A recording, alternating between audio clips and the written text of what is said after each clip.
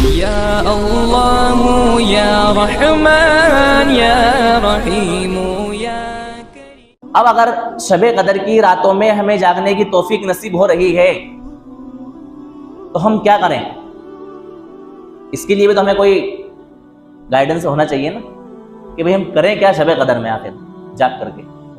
عام طور سے ہمارے وہاں کیا ہوتا ہے کہ شب قدر میں روشنیاں ہمارے محلوں میں اور ہماری مسجدوں میں ماشاءاللہ فل فال ہو جاتی ہیں، مسجدیں سجائی بھی جاتی ہیں، اور رات بھر روڈوں پر، گلیوں میں، گلی کوچوں میں، سڑکوں پر ادھر ادھر بھاگنے کا، گھومنے کا، پھرنے کا ایک اچھا خاصا ماشاءاللہ ماحول ہوتا ہے۔ جو اصل مقصد ہے اس رات میں عبادت کرنے کا، وہ مقصد ہم نہیں کرتے، اس مقصد کو ہم انجام نہیں دیتے۔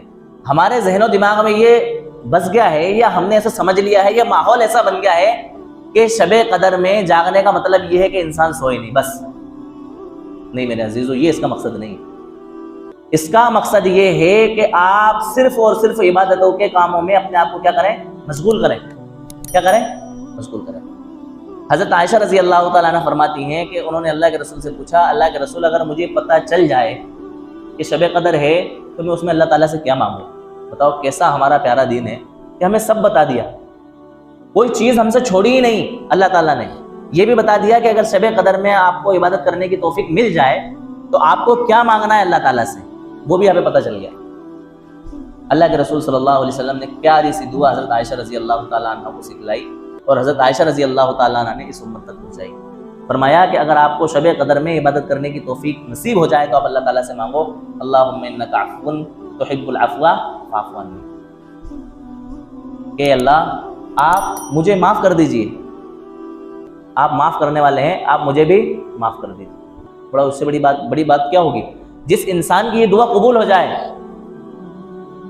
کیا کہہ رہی ہیں حضرت عائشہ رضی اللہ تعالیٰ عنہ؟ اے اللہ آپ معاف کرنے والے ہیں اور معاف کرنے کو پسند فرماتے ہیں، آپ مجھے بھی کیا کر دیجئے؟ معاف کر دیجئے۔ جس انسان کو اللہ تعالیٰ سے شب قدر کی رات میں یہ دعا مانگنے کی توفیق نصیب ہو جائے اور اللہ تبارک و تعالیٰ اس کی اس دعا کو سن لیں، اس کے لیے اس سے بڑی کامیابی کیا ہو سکتی ہے؟ اس کا تو بیڑا پار ہو گیا، اس کی تو محنت وصول ہو گئی، اس کا تو رمضان کارآمد ہو گیا، اس کی زندگی کا مقصد حاصل ہو گیا۔ میری زندگی کا مقصد تیرے دین کی سرفرازی، اسی لیے میں غازی، اسی لیے میں نمازی۔ تو انسان کا تو مقصد حاصل ہو گیا اگر اللہ تبارک و تعالیٰ نے اس کی اس رات کے اندر کیا کر دی؟ مغفرت کر دی۔ اللہ تعالیٰ کی طرف سے اعلان ہوتا ہے اس رات کے اندر،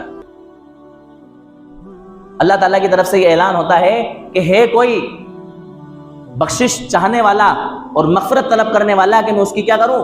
مغفرت کروں۔ ہے کوئی روزی چاہنے والا اور روزی کی تلاش کرنے والا کہ میں اس کو روزی عطا کروں۔ اللہ تبارک و تعالیٰ کی طرف سے یہ اعلان ہوتا ہے اس رات کے اندر کہ کوئی انسان مجھ سے مانگے تو میں اس کے گناہوں کو معاف کروں اور اس کی روزی کو جو ہے نا عطا کروں اور اس کی پریشانیوں کو اور مشکلوں کو دور کروں۔ کہ ہے کوئی ایسا شخص جو کسی پریشانی میں مبتلا ہے کہ میں اس کی پریشانی کو کیا کروں؟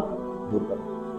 ہم سے بڑا محروم شخص کون ہوگا کہ اللہ تعالیٰ کی طرف سے اعلان ہو رہا ہے کہ لے لو، لوٹ لو، اس کے اندر جو کچھ لوٹ سکتے ہو، جو کچھ مانگ سکتے ہو مانگ لو، اور ہم بیوقوف بنے ہوئے بیٹھے ہیں، گھننے بنے بیٹھے ہوئے ہیں، ہمیں پتہ ہی نہیں ہے کہ ہمیں کیا کرنا ہے، کیا مانگنا ہے۔ دوستوں یاروں کے ساتھ گپے لگا رہے ہیں، چائے ہو رہی ہیں، کافیاں ہو رہی ہیں، ادھر ادھر بھاگ دوڑ ہو رہی ہے، کھیت کود ہو رہی ہے، راؤنڈ لگ رہا ہے ادھر سے ادھر، بس اس مقصد کے لیے کہ آج شب قدر ہے، اور شب قدر کی کوئی تلاش نہیں ہے، صرف 27ویں کے دن ہمارے دماغ میں بیٹھ گیا کہ اسی دن کیا ہے؟ شب قدر ہے، اسی دن صرف جاگنے کا اہتمام ہو رہا ہے، عبادت کا کوئی اہتمام ہی نہیں۔